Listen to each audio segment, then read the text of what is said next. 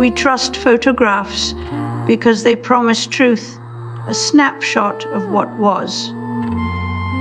But when we see a grainy, faded image, we are not just seeing memory. We're being sold an idea of history.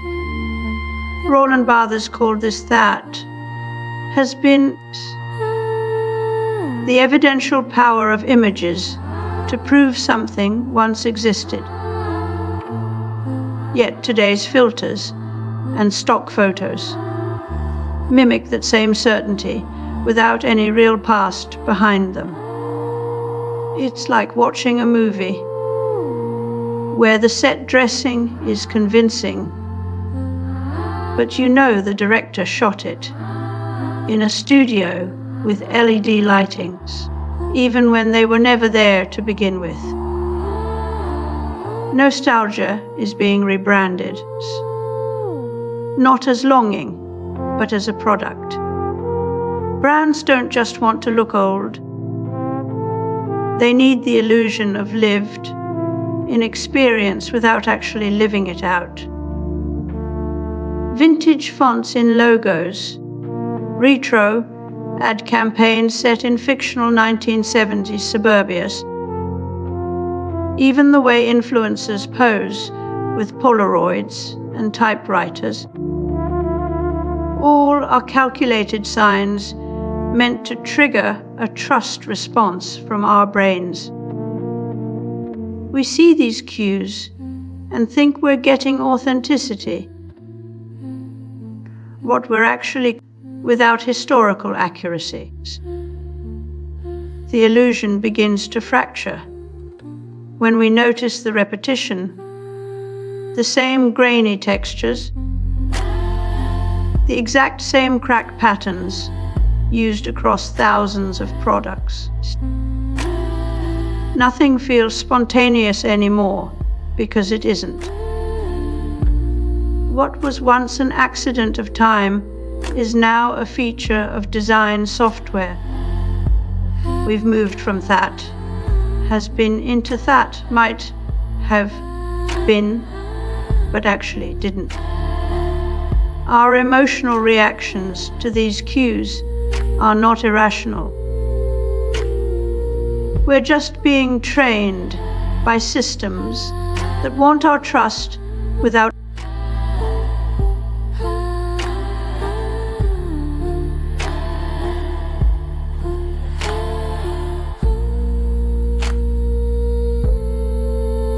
In 1986, a MIDI file called a MIDI Musi tried to capture the chaotic beauty of human touch, not by accident, but as design. The early digital music community didn't just accept the sterile, they fought it.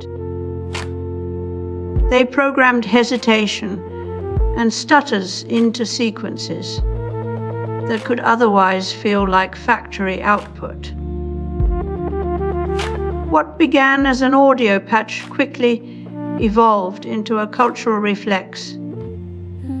If it doesn't sound lived in, no one will believe it's real. The Patina machine isn't just software.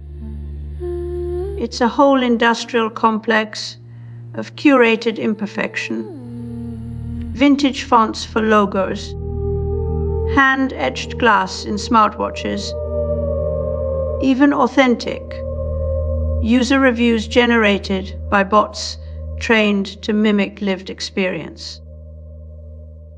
The illusion is so refined it no longer needs context.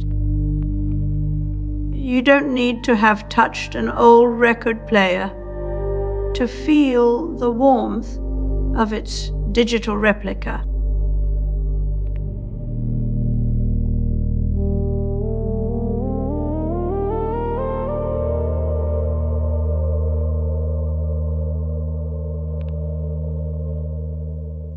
The arms race is no longer about weapons, but perception, detection algorithm sharpenings, and spoofing techniques evolving in real time to outpace them.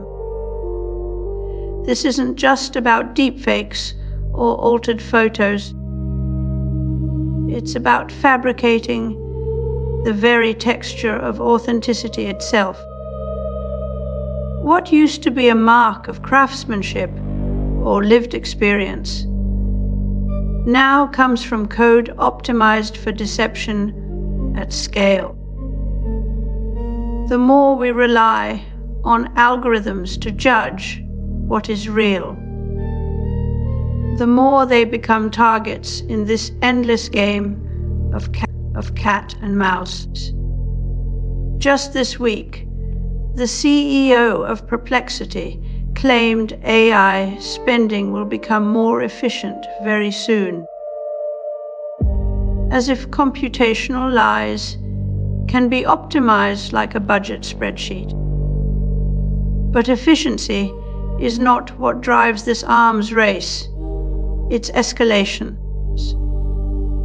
The deeper truth here is how companies are willing to burn through resources for increasingly convincing fakes. Because real trust and the nostalgia it breeds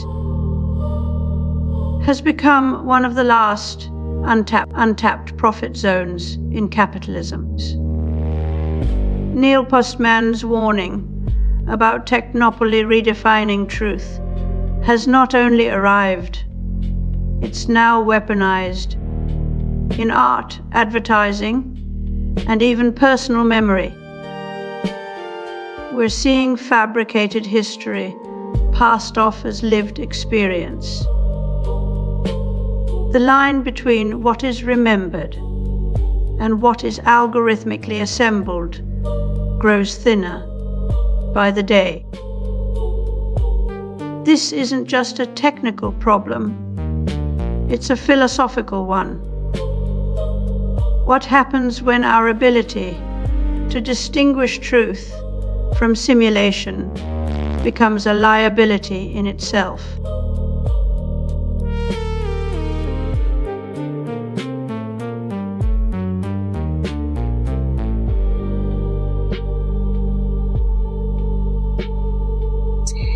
In technopoly, technology ceases to serve human ends and instead redefines what is considered valuable thought. Barthes wrote that photographs hold a mysterious power because they are evidence of something that has been, is what he called it. But in an age where AI can generate convincing vintage film grain and weathered edges, even our memories begin to feel suspect. When every photo can be altered, every texture faked, the past becomes a costume we try on for effect, rather than something we live through. What matters isn't truth anymore, just how well you can fake it.